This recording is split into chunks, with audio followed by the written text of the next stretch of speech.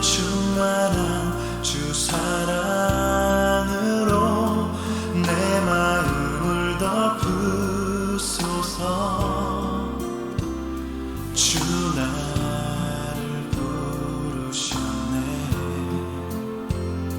주의 영광 위해 모든 사랑 이끄소서. 주의 영광으로 주 말씀 향하여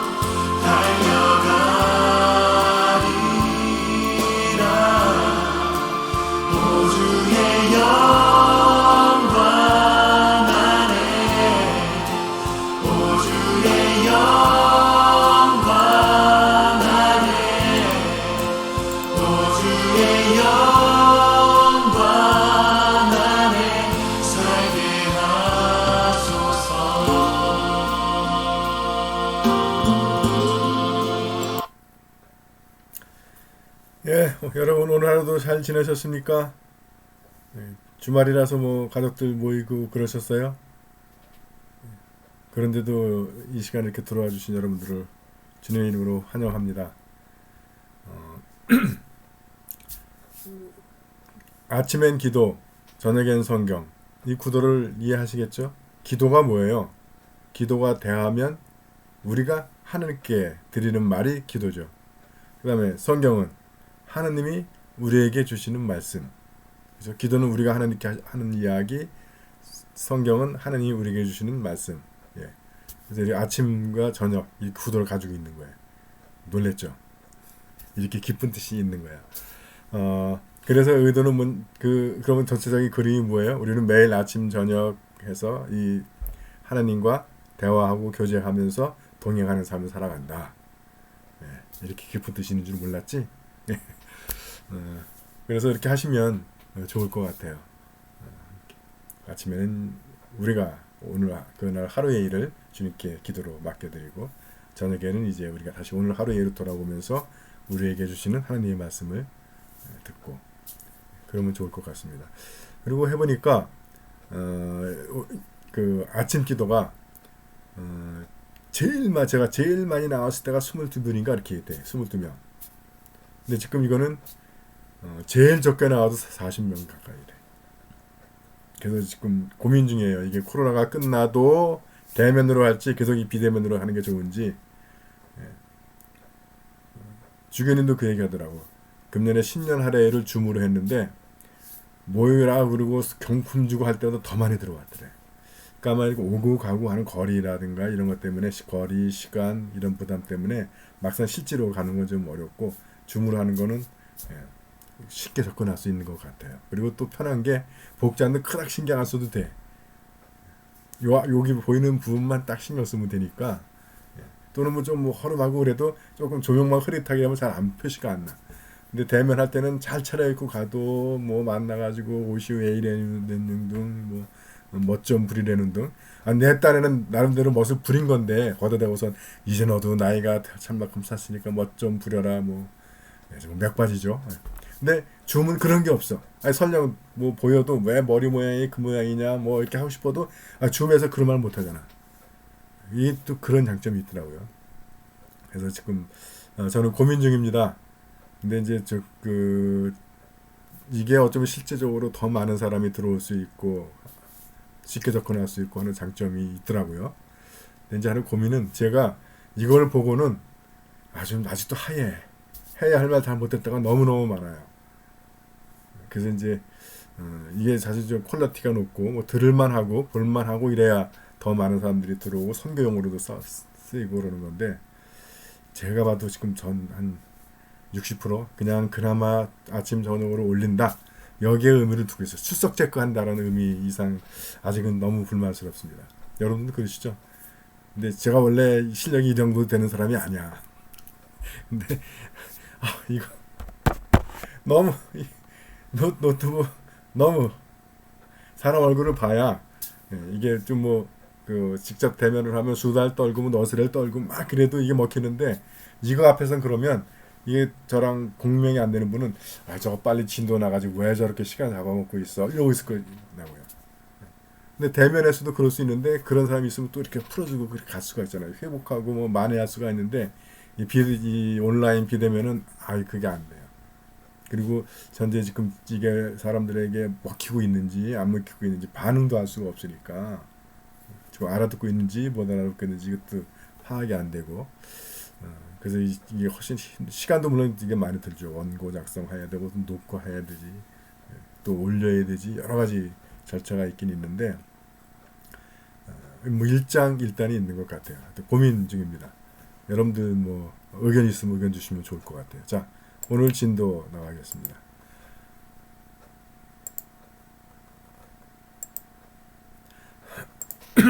오늘은 42장입니다. 자, 아시는 대로 요셉은 형제들의 미움을 받아가지고 애굽으로 팔려갔다가 거기서도 잘 나갔었는데 그 주인 마누라가 누명을 씌워가지고 감옥에 갇혔다가 거기서 이제 그 파라오의 시종장들 최측근들을 만나서 그 중에 한 명의 꿈을 풀어줘서 그가 복직했는데 그래서 그의 추천으로 인해서 드디어 파라오 곁으로 가게 되고 총리가 됐다 하는 이야기가 41장까지의 이야기입니다. 자, 42장 가자고요. 그래서 이건 애굽에서 일어난 일이에요. 너무 거리가 멀어가지고 야곱이나 이 사람들은 알 수 방법이 없어. 그런데 문제는 가나안 땅에도 기근이 들었다는 거죠.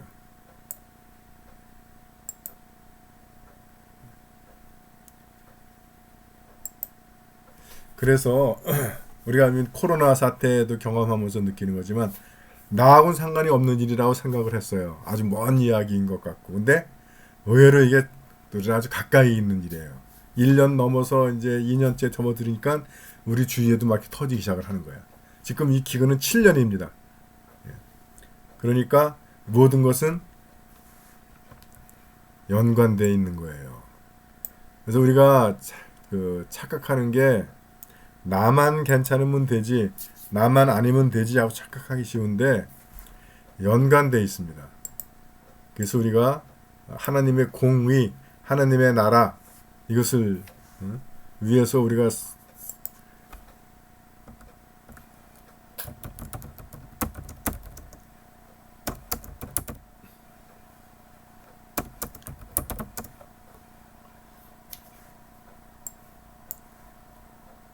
해야 하는 이유가 있는 거죠. 그냥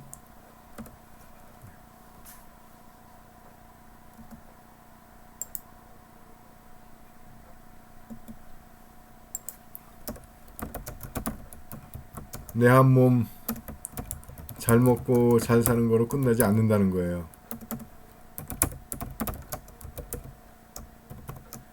이거를 추구하게 되면 결국 이것도 못 이루게 된다는 거예요. 그래서 이거를 해야 이것도 같이 따라오게 된다. 그래서 먼저 그 나라와 의를 구하라라고 하는 것이죠. 두 번째 포인트입니다. 그래서 이제 에집트로 음식을 구하러 가는데 야곱이 베냐민은 보내지 못해. 베냐민이 무슨 변이라도 당하면 어떻게 하나 하는 걱정스러웠던 거예요. 걱정의 이유는 아시죠? 베냐민과 동복 형이 다른 형제들의 미움을 받아가지고 사라졌잖아. 아직은 팔린지는 모르고. 그러니까 이놈들이 또 그 동생 베냐민도 또 어떻게 할까봐 무서워서 못 보내는 거예요. 근데 이 형들이 왜 그렇게 한 거예요? 야곱 자기의 편에 걸 거야. 이거를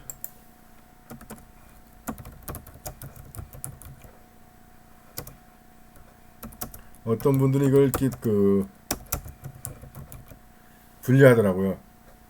그러니까 우리가 죄를 짓고 주님께 회개를 하면 처벌은 받지 않지만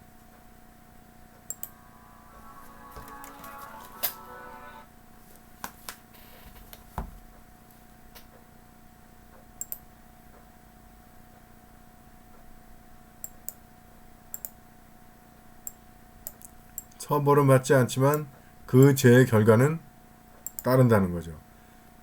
그러니까 쉽게 볼 수 있는 것이 다윗의 같은 경우, 다윗이 그 밧세바를 갖다가 범하고 나서 회개를 하죠.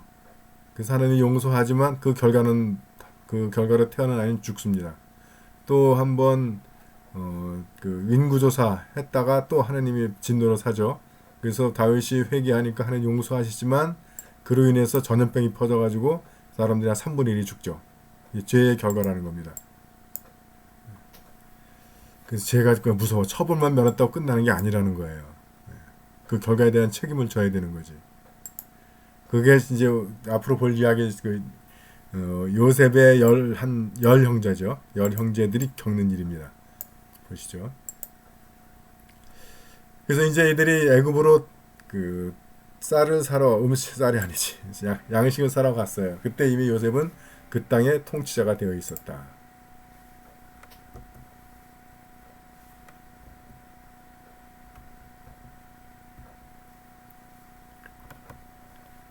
요셉은 이미 그 땅의 통치자가 되어 있었다. 그래서 요셉의 형들은 도착하는 길로 얼굴에 땅에 대고 그에게 절을 했다.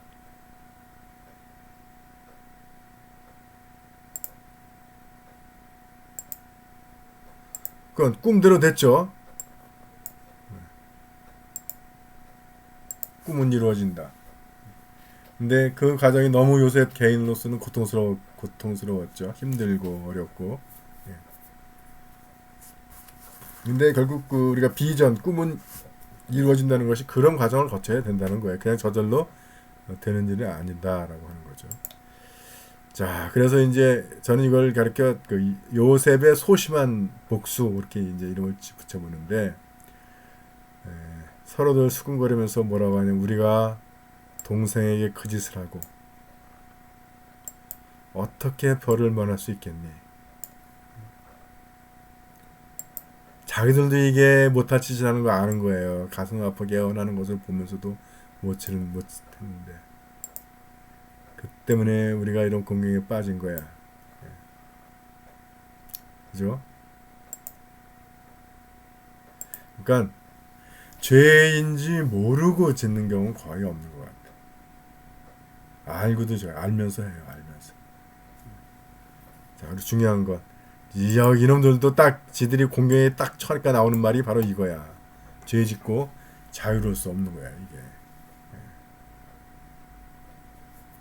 그래서 이제 루벤이 자기 자신이 말렸다라고 이야기를 하면서 그러니까 이제 자기는 그 죄에서 상대적으로 가볍죠. 그러니까 이제 이들을 힐난을 하는 거죠. 이게 이다 그 피가 안 갚하는 것이다.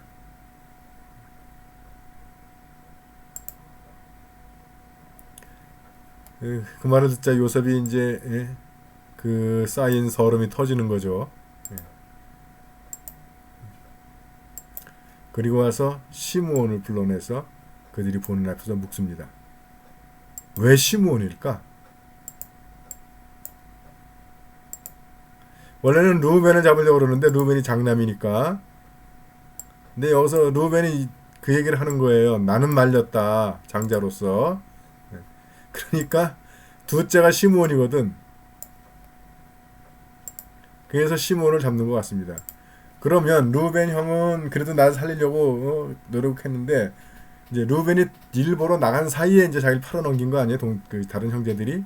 그러면 그 두 번째가 시므온 너인데 너는 이제 그러면 루벤이 없을 때는 시므온 네가 마지노릇을 해서 형제를 지켜야 되는데 너는 최소한 방조했거나 아니면 다른 형제들과 동조한 거 아니냐 하는 거죠. 성경은 왜 시므온인지는 설명하고 있지 않지만 이건 이제 제 뇌피셜입니다. 제 생각에는 그래서 시므온을 붙잡았던 것 같아. 그래서 이제 요셉의 소심한 복수로 인해서 이들은 애를 먹입니다. 그래서 가서 베냐민을 데려와라. 그리고 시므온을 잡아둬요. 그리고 가다가 이들이 이제 처음에는 한 명 자루에서 돈이 나오는 줄 알았더니 집에 도착해서 풀어보니까 자루마다 돈이 들은 거야. 그러면 이건 뭐 땡 잡은 거 아니에요? 공짜로 양식을 산 거 아니야? 근데 지들이 죄를 지니까 행운도 두려움이 되는 거야, 이게. 우리가 죄 짓고 못 산다는 말이 있잖아요. 네, 그렇습니다. 그래서 이게 나오니까 겁이 덜컥 나는 거예요. 그리고 또 문제는 뭐냐면 또 거래를 해야 되는데 이 돈이 그냥 들어있으면 이거 어떡할 거야, 이거. 그래서 우리가 앞을 보고 미래를 바라보고 어떤 일이나 언행을 해야지 오늘만 살 것처럼 그렇게 하면 안 됩니다. 자, 오늘의 이야기는 여기까지입니다. 그래서 나의 실수의 결과에 내가 묶인 적이 있었는가 돌아왔으면 좋겠고요. 또 나를 자주 괴롭히는 죄책감이 있다면 무엇인가 돌아보셨으면 좋겠습니다. 그 죄책감, 실수의 결과로 인해서 우리가 기도할 이유가 될 거예요. 남들은 행운으로 여길 일도 나는 두렵게 받은 일이 있는가? 있다면 어떤 경우인가? 그 이유는 뭘까요? 역시 내가 뭔가 캥기는 구석이 있다는 거겠죠. 오늘 저녁에 요셉의 형들이 되어서 한번 내 실수의 결과, 나를 괴롭히는 죄책감, 기뻐해야 할 일도 내가 두려워하거나 피하고 싶었던 그런 경험들은 없는가 돌아보시면서 아직도 혹시 그것들로 내가 묶이고 또 나를 괴롭히는 것이 있다면 주님의 십자가 앞에 맡겨드리는 그런 기도를 드리시고 주무시면 좋을 것 같습니다.